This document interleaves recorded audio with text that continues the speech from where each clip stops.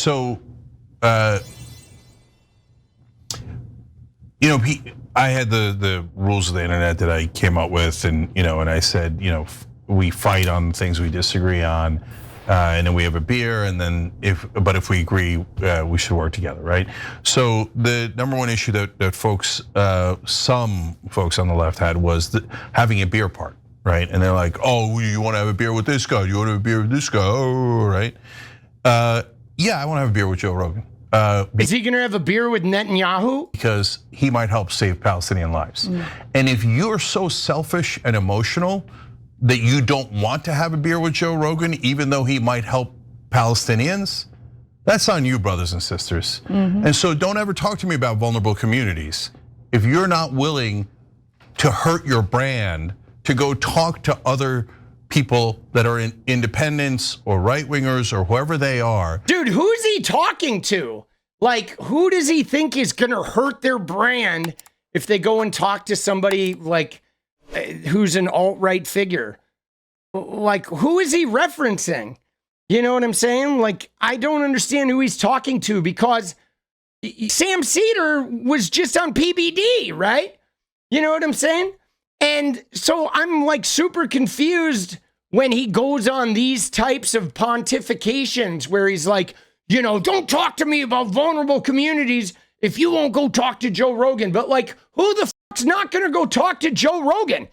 Dude, the guy's got the biggest radio show on the planet. Everybody's gonna go talk to Joe Rogan, right? Second biggest, Midas Touch is now bigger. But it's just how we're gonna go talk to Joe Rogan. Right? I'm not gonna go talk to Joe Rogan and fucking sit there and kiss his ass. I'm gonna call him out on the ways that I feel like he's used his platform irresponsibly. That's the least I could do, and try to figure out why he does that. What's his motivation? You know what I mean? It's like, we don't care if Cenk talks to these people, but the problem is, though, even Cenk and Charlie Kirk.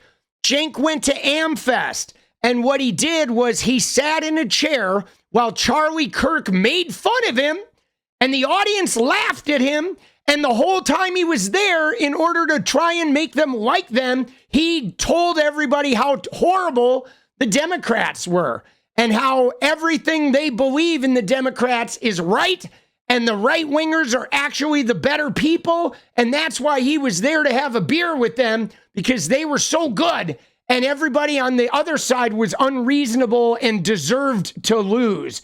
And it was like, dude, the fuck are you talking about, bro? Why are you being why are you giving them fucking like Democrat porn, where you're just going over there and you're being like Lindy Lee? And so, like, I don't know. This shit is problematic for me. Now, the other thing that I think is problematic about this is just because I would go on Joe Rogan's show doesn't mean I would go have a beer with him, okay? Like, I feel like going and having a beer with Joe Rogan, I'm not sure if I would do that, okay? I'm not sure if Joe Rogan would want me to have a beer with him, because I'm not going to be all chummy. Like, the having a beer with him means like you sort of have a beer, for me at least. I don't drink, but I'm going to go have lunch and hang out socially with people that are like morally responsible, okay? So like, I don't have a problem going to hang out with a rich friend, but if my rich friend uses his money to fucking harm gay people, I'm not going to go have a fucking beer with my rich friend who uses money to harm gay people. That doesn't mean I won't fucking like see him at an AA meeting. And maybe at the AA meeting where everybody goes to lunch together, I'll go to lunch and I'll be sharing a space with that type of person. But I'm not going to personally go have dinner with a friend who's harming marginalized groups with their money. I'm not going to. Like, I don't, like, what would the purpose of that be? Why would I be going there? I'd either be going there to try and change them, or I'd be going there to what? Celebrate our similarities?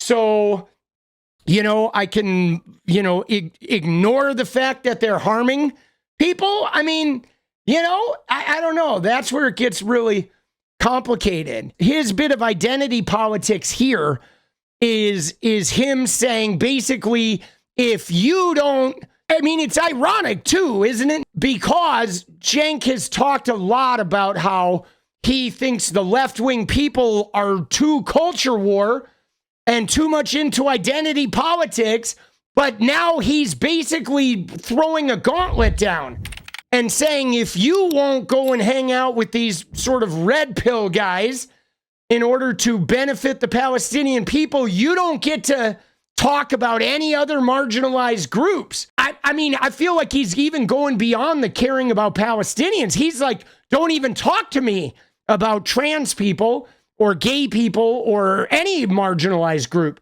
if you won't do this. He even said that. Listen to him right here. Like maximum purity test. It's like a my way or a highway purity test. But watch this. That's on you, brothers and sisters. Here, watch this. Oh, you want to have a beer with this guy? You want to have a beer with... Now, before he goes into it, though, I would like to say that, like, how much help is Joe Rogan really going to be to the Palestinian people? I mean, think about it. Like, what did he do? He platformed Donald Trump. He helped Donald Trump win, which is going to lead to, like, the Gaza hotel and the U.S. taking all the best land, and the Palestinians are probably going to get relocated. So, like, Joe Rogan already fucked them over by completely red pilling during the election. Okay, so, like, really? Joe Rogan? Like, Joe Rogan's in the fucking doghouse, bro, as far as I'm concerned. This guy, right? Yeah, I want to have a beer with Joe Rogan. Because he might help save Palestinian lives. And if you're so selfish and emotional that you don't want to have a beer with Joe Rogan, even though he might help Palestinians, that's on you, brothers and sisters. And so don't ever talk to me about vulnerable communities. If you're not willing to hurt your brand, to go talk to other people that are independents or right-wingers or whoever they are that could help build an alliance to protect Palestinian lives, and your brand is more important than saving Palestinian lives, don't talk to me about vulnerable communities. Damn right. See, now don't talk to me about vulnerable communities, but like, really, Cenk, they have to talk to Joe Rogan? Like, there's no other option for helping the Palestinian people but talking to Joe Rogan, to the guy who platformed, the guy who's gonna decimate and complete the ethnic cleanse? Like, what are you talking about, bro? Like, how is it that the guy who hates purity testing is now the king of purity testing? Like, now you must specifically go have a beer with this one fucking guy. Now, again, we all know that Cenk Uygur wants to have a beer with Joe Rogan because he wants Joe Rogan to legitimize him for his crowd. Okay, because Cenk Uygur doesn't have a pot to piss in right now, as my mom used to say, and he's looking for an audience. And Joe Rogan's got a big one, dude. Yeah, what is Joe Rogan even doing for Palestinian people? I've not seen him do one good thing for them. Dude, he fucking stuck Trump on their ass, right? Yeah, no, that's what he wants. He wants to go have a beer with Joe Rogan because he's hoping some of Joe Rogan's viewers will come and listen to the fucking Cenk and Ana show. Because frankly, I'm listening to the Cenk and Ana show right now, and it's fucking dog shit. Nobody wants to listen to this shit. You know what I'm saying? Nobody wants to listen to this shit. Nobody does. This is just like, it's like, I feel like I'm watching a fucking automobile crash on repeat. It's just like, oh, fuck, every time they open their mouth. Dude, it's what it is, bro. I'm not interested in hearing that, okay? So I'll do it again and again and again, and I will build alliances for peace and against war and against the occupation of this country by Israel. And if you don't want that and you say, oh no, I'm gonna hold it against you, great, no problem. Hold it against me, brothers and sisters. Dude, he's gonna build alliances yes, there we go, dude.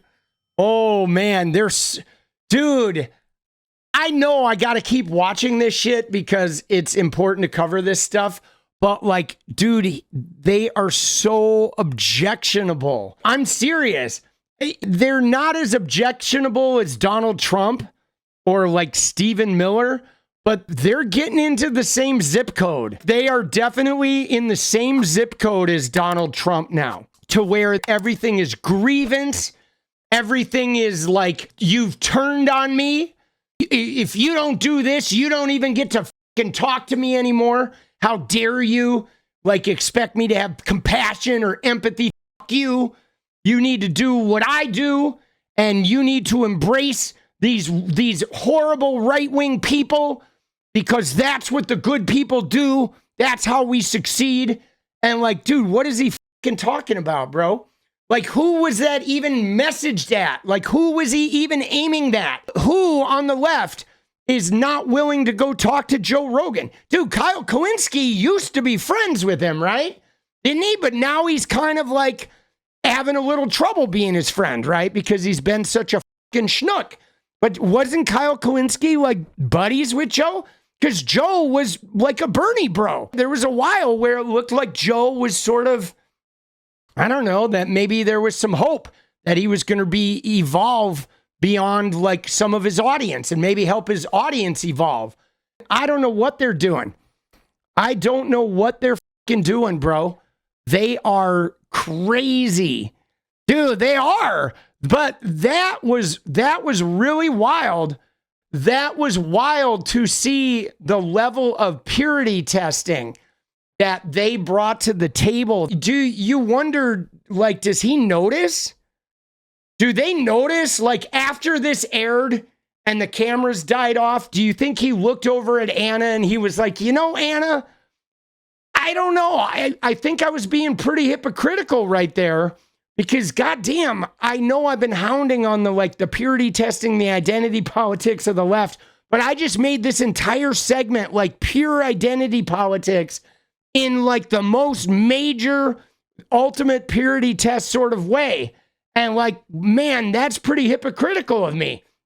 Do you think he had that conversation with Ana? Because I have conversations with my son like that, where sometimes I dig in and then later I'm like, man, I was like just really off the rails. Yeah, I don't think he had that conversation though.